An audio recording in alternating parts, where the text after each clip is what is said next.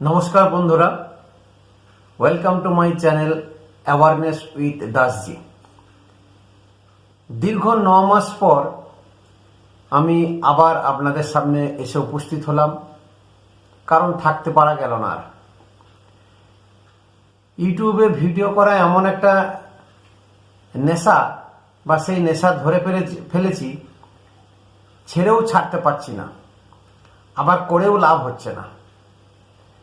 এই YouTube video করে অনেকে অনেক কিছু করছে, অনেকে ইনকাম করছে, অনেকে বরবাদও হয়ে যাচ্ছে। আমি এই ইউটিউব ক্রিয়েটর যারা আছেন, যারা বড় বড় ইউটিউবার, তাদের কথা বাদই দিলাম, এবং যারা বর্তমানে আমার মতো প্রতিনিয়ত সংঘর্ষ করছেন একজন বেটার এবং ভালো ইউটিউবার হতে। এই ইউটিউব করতে এসে নানান অভিজ্ঞতার সম্মুখীন হলাম। সেই সব অভিজ্ঞতার কথা কিছু আপনাদের সামনে আমি তুলে ধরব। আমি এই ইউটিউব ভিডিও ক্রিয়েশন শুরু করেছিলাম নিতান্ত শখে। ভেবেছিলাম যে ইউটিউব ভিডিও করলে সে ভিডিও ভাইরাল হবে, বেশ কিছু বছর থাকবে, জেনারেশন টু জেনারেশন, যতদিন গুগল থাকবে, যতদিন মোবাইল থাকবে, যতদিন স্যাটেলাইট থাকবে, আমারও ভিডিওটা থাকবে, নেক্সট প্রজন্ম দেখতে পাবে। এই একটা আনন্দ আর কি। এখান থেকেও যে ইনকাম করা যায় তখন কিন্তু আমার মাথাতে আসেনি। বারবার প্রত্যেকের ভিডিও দেখতাম, অনেকেরই ভিডিও দেখি, আমিও প্রচুর সাবস্ক্রাইব করে রেখেছি অনেককে। তারা তাদের মনিটাইজেশন কিভাবে হয়েছে, কিভাবে আর্নিং করছে, সেই সব দেখে তখন আমারও মনের মধ্যে একটা আশা জাগে যে হয়তো আমি এখান থেকে কিছু উপার্জন করতে পারবো। সেইভাবে আমি আবার জোর করে শুরু করি। আবার মনে হলো যে না, কোনো কাজই ছেড়ে দেওয়াটা উচিত হবে না, কোনো কাজকে ত্যাগ করে দেওয়া উচিত না। আমি জানি যে টিকিট কাউন্টারে শেষ ব্যক্তিটিও একসময় টিকিট কাউন্টারের সামনে এসে পৌঁছায় এবং টিকিট কাটে। আবার সেই কথা মনে করে আমি আজ থেকে আবার নেমে পড়লাম। হয়তোবা আপনারা আমার থেকে অনেক এগিয়ে গেছেন, আমি চাই আপনারা আরো উন্নতি করুন, আরো এগিয়ে যান। আপনাদের দেখাদেখিতে আমিও আপনাদের পিছনে পিছনে যেন যেতে পারি। এই 1 বছরে ইউটিউব করে বা ইউটিউবে ভিডিও ক্রিয়েশন করে যে কিছু অভিজ্ঞতা আমি অর্জন করেছি, সেই সব কথা কিছু যারা নতুন ইউটিউবার হতে চলেছেন বা হচ্ছেন বা আছেন, এবং যারা পুরনো তারা তো জানেনি, তাদেরকে বেশি জ্ঞান দেবার আমার ক্ষমতা নেই। তারা সব কিছুই জানেন, আমার থেকে ভালো জানেন। দেখুন, ইউটিউব একটা হচ্ছে জাস্ট রিয়েলিটি শো এর মতন এখন ব্যাপারটা হয়ে গেছে। ইউটিউব ভিডিও ক্রিয়েশন করা আর রিয়েলিটি শোয়ে অংশগ্রহণ করা দুটোই কিন্তু সমার্থক। আপনারা দেখবেন টিভিতে রিয়েলিটি শো, সে গান বাজনা হোক, ডান্স কম্পিটিশন হোক, যে কোনো যাই হোক, প্রত্যেকটি চ্যানেলই প্রায় কম বেশি রিয়েলিটি শো করে থাকে, এবং লক্ষ লক্ষ ছেলে মেয়ে সেই সব রিয়েলিটি শোয়ে অংশগ্রহণ করে, অডিশনে অংশগ্রহণ করে, অডিয়েন্স সেখানে উপস্থিত থাকে, এবং খুব কম সংখ্যক আমরা দেখেছি তারা অ্যাচিভমেন্ট পায়। কিন্তু তারা প্রতিনিয়ত পরিশ্রম করে, রাত জেগে সারা রাত সেখানে ধর্ণা দিয়ে পড়ে অডিশন দেয়। আলটিমেট বেশিরভাগ সিলেকশন হয় না, অনেকেই সিলেকশন হয়, কিন্তু সেই যে লাস্ট ফিনালে হয়, তারা যে প্রাইজ পায়, যে একটা প্ল্যাটফর্ম তারা পায়, তারা তাদের জীবন প্রতিষ্ঠিত হয়ে যায়। সেই বিজ্ঞাপন দেখে সারা ভারতবর্ষের যুবক সম্প্রদায়, যুবক যুবতীরা ঝাঁপিয়ে পড়ে যে আমিও তাহলে এরকম এদের মতন একটা সেলিব্রিটি হতে পারবো। ঠিক ইউটিউব ভিডিও বা সোশ্যাল মিডিয়া, ফেসবুক বলুন, ইনস্টাগ্রাম বলুন, যাই বলুন, প্রত্যেকটি প্ল্যাটফর্মে কিছু না কিছু আছে এবং কিছু না কিছু অর্জন করা যায়। সেটা আজকাল কম বেশি বাড়ির গৃহবধূ থেকে কলেজ স্টুডেন্ট, স্কুল স্টুডেন্ট, এমনকি পাড়ার মোড়ের ছেলে ছোকরারা, অফিসার থেকে শুরু করে রিটায়ার্ড পারসন, প্রত্যেকেই কিন্তু সেটা জেনে গেছে এবং তারা কিছু না কিছু তাদের যে ট্যালেন্ট সেটা কিন্তু শো করছে ভিডিওর মাধ্যমে। কেউ রিল বানিয়ে, কেউ কন্টেন্ট ক্রিয়েটিং করে, কেউ গান করে, নানান দিক দিয়ে এটা একটা ভালো প্ল্যাটফর্ম একটা পাওয়া গেছে। কিন্তু এর পজিটিভ দিকগুলো হচ্ছে, আর কিছু নেগেটিভ দিকগুলো আছে। সে পজিটিভ দিকগুলো কি না, পজিটিভ দিকগুলো হচ্ছে, ধরুন আপনি খুব ভালো গান করতে পারেন, আপনি একজন হাউসওয়াইফ বা আপনি একজন বেকার যুবক যুবতী বা আপনি রিটায়ার্ড পারসন, আপনি গান জানেন, কিন্তু এই প্ল্যাটফর্ম একটা এমন একটা জিনিস, আপনাকে জনসমক্ষে গান করতে আপনি লজ্জা করেন, পারফরমেন্স দিতে আপনি লজ্জা করেন,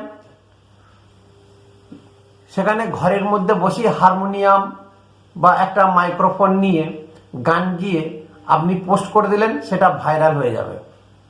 সেখান থেকেও কিন্তু আপনি অনেক জায়গায় ডাক পেতে পারেন, সেখান থেকেও অনেক আপনি সুযোগ সুবিধা বা প্ল্যাটফর্ম পেতে পারেন যদি আপনার সেই গানটি ভাইরাল হয় বা আপনার চ্যানেলটি ভাইরাল হয়। এটা একটা পজিটিভ দিক, মানে আপনার হিডেন ট্যালেন্ট আপনি সেটা প্রকাশ করার জায়গা পাচ্ছেন। আপনি ভালো কন্টেন্ট ক্রিয়েটার, আপনি খুব ভালো কন্টেন্ট লেখেন, আপনি খুব ভালো জানেন, আপনি ভালো পলিটিক্স বোঝেন, আপনার সামাজিক, রাজনৈতিক, ধর্মনৈতিক প্রত্যেকটি জিনিসে আপনার যথেষ্ট নলেজ আছে, কিন্তু আপনি সেই জায়গা পাচ্ছেন না সেটা প্রতিস্থাপন করার জন্য। এই ইউটিউব বা সোশ্যাল মিডিয়া, ফেসবুক বলুন, যাই বলুন, ইনস্টাগ্রাম, এই সেই প্ল্যাটফর্মগুলো দেয় যা আপনি একটা ঘরের কোণে বসে সেই জিনিসগুলোকে ক্রিয়েট করে আপনি কিন্তু বিশ্বের দরবারে প্রতিস্থাপন করার সুযোগ পাবেন। সে বিজ্ঞানী হতে পারে, সে প্রফেসর হতে পারে, স্টুডেন্ট হতে পারে, প্রত্যেকেই কিন্তু একটা বিশাল বড় সুযোগ রয়েছে এই ডিজিটাল মাধ্যমে। এই ডিজিটাল প্ল্যাটফর্ম একটা বিশাল বড় সুযোগ প্রত্যেকেই করে দিয়েছে, আবাল বৃদ্ধ বনিতা, সে যেমন মানুষই হোক, যেমন ক্যাটাগরিরই হোক। খুব বেশি বুদ্ধি হতে হবে তার কোনো মানে নেই, খুব বেশি লেখাপড়া জানতে হবে তার কোনো মানে নেই, স্কলার হতে হবে তার কোনো মানে নেই। গরু চড়াতে চড়াতে সেও একটা ভিডিও বানিয়ে ছেড়ে দিচ্ছে, ভাইরাল হয়ে যাচ্ছে। কেউ চাষবাস করছে, ভিডিও করছে, ছেড়ে দিচ্ছে, ভাইরাল হয়ে যাচ্ছে। কেউ পাহাড়ে উঠছে বা জঙ্গলে ঘুরছে, ভিডিও করছে, ছেড়ে দিচ্ছে, ভাইরাল হয়ে যাচ্ছে। তা এটা একটা বিশাল বড় একটা প্ল্যাটফর্ম আমরা পেয়েছি, এটা একটা পজিটিভ দিক। নেগেটিভ দিক কোনগুলো? নেগেটিভ দিক হচ্ছে এই যে এতে একটা আসক্তি আমাদের বেড়ে যায় মোবাইলের প্রতি। আমরা এত বেশি মোবাইল দেখি, আর প্রত্যেকেই আমরা আমাদের টিনেজ যত বাড়ির ছোট ছেলে মেয়েরা আছে তাদেরকে আমরা বকাবকি করি, অথচ আমরা বয়স্ক মানুষরা নিজেরাই কখন যেন অজান্তে মোবাইলের প্রতি আসক্তি আমাদের বেড়ে গেছে। এমন আসক্তি এর ড্রাগের নেশার থেকেও ভয়ঙ্কর। আপনার মোবাইল যদি রাত্রি 12টার সময় রিচার্জ শেষ হয়ে যায়, পরের দিন সকালে উঠেই আপনি মেসেজ, হোয়াটসঅ্যাপ, মেসেঞ্জার, ফেসবুক দেখতে পাচ্ছেন না, আপনার কিন্তু ছটফটানি ধরে যাবে। সঙ্গে সঙ্গে আপনি রিচার্জ করে নিলেন। তাতে আপনার বাড়িতে যদি কোনো জিনিস হয়তো দোকান থেকে আনতে হবে, সেটা আপনি পরে আনবেন, কিন্তু মোবাইল রিচার্জ করে নেবেন। এটা বিশাল বড় একটা আসক্তি। টেনশন, আপনি আজকালকে যে ভিডিও আপলোড করেছেন সেটা কতজন দেখলো, ভিউজ কত হলো, কোয়ান্টিটিটা কেমন হয়েছে, কোয়ালিটি কেমন হয়েছে, কে কি কমেন্টস করলো। কেউ যদি বাজে কমেন্টস করে দেয় মন খারাপ হয়ে যাবে, কেউ ভালো কমেন্টস করলে খুব ভালো লাগে। কে সাবস্ক্রাইব করলো কি করলো না, আমাকে কে পছন্দ করছে কে করছে না, এই যে মনের মধ্যে একটা গুমট ভাব তৈরি হওয়া। আপনার এক কথায় বলতে গেলে যদি কন্টিনিউ যদি ফেলিওর হন, তাহলে একটা সময় আসবে যে অনেকে কিন্তু ডিপ্রেশনে চলে যায়। প্রত্যেকটি মানুষই কিন্তু কম বেশি রিকগনিশন পেতে খুব ভালোবাসে। আমাকে সবাই বাহবা করুক, আমাকে সবাই ভালো বলুক, আমি সবার মাঝে যেন মাথা তুলে দাঁড়াতে পারি, বা আমাকে সবাই যেন চিনে, এই আশাতে মানুষ কিন্তু অনেক কিছু করে। সেটাইতে যখন আঘাত পায় তখন সে ডিপ্রেশনে যায়, মন খারাপ করে, সুস্থ মানে সরল জীবনটাকে নষ্ট করে ফেলি আমরা। এটা একটা বিশাল বড় মাইনাস পয়েন্ট। সবসময় মনের মতন টপিক পাওয়া যায় না, তাকে খুঁজতে সময় লাগে। আপনার বাড়ির অন্যান্য কাজ আছে, আপনি হাউসওয়াইফ, নিজের সংসারের দায়িত্ব কাঁধে নিয়ে চলছেন।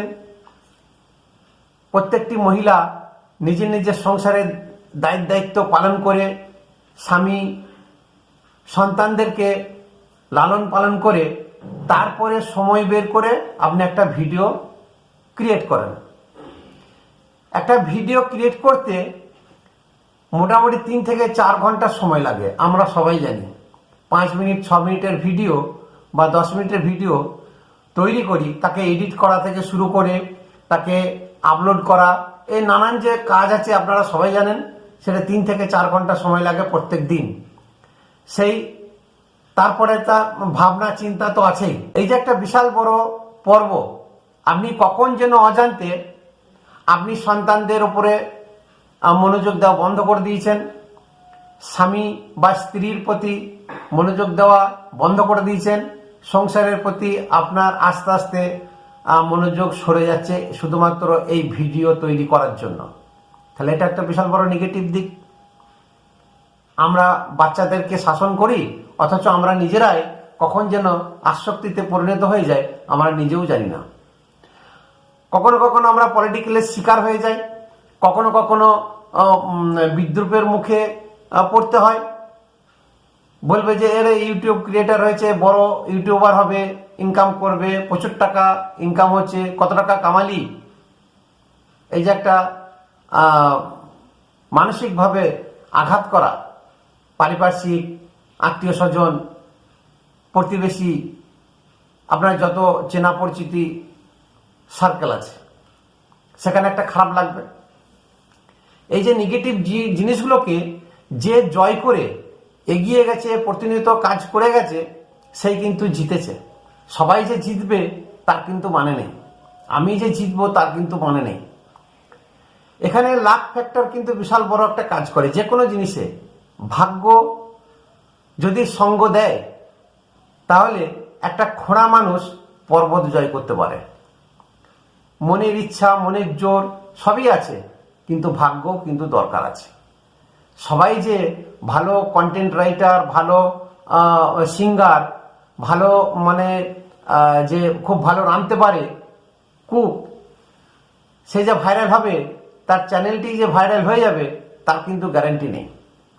ভাগ্য কিন্তু এখানে একটা বড় অংশ কাজ করে। যাই হোক, আপনাদের আশীর্বাদ নিয়ে আমি আবার শুরু করলাম। দেখা যাক, কর্ম বড় না ভাগ্য বড়, কর্ম করে যাব। কিছু জিনিস আমি শেয়ার করে যাব, আমার মধ্যে যা আছে আপনারাও করেন। ঠিক এইভাবেই আমরা একে অপরের সঙ্গ নিয়ে চলব। একদিন না একদিন আমরা গন্তব্যস্থলে অবশ্যই পৌঁছাবো। ধন্যবাদ, নমস্কার। যদি ভালো লাগে অবশ্যই একটা লাইক করবেন এবং আমার চ্যানেলটিকে আবার পুনরায় উজ্জীবিত করার জন্য একটা সাবস্ক্রাইব করবেন। নমস্কার।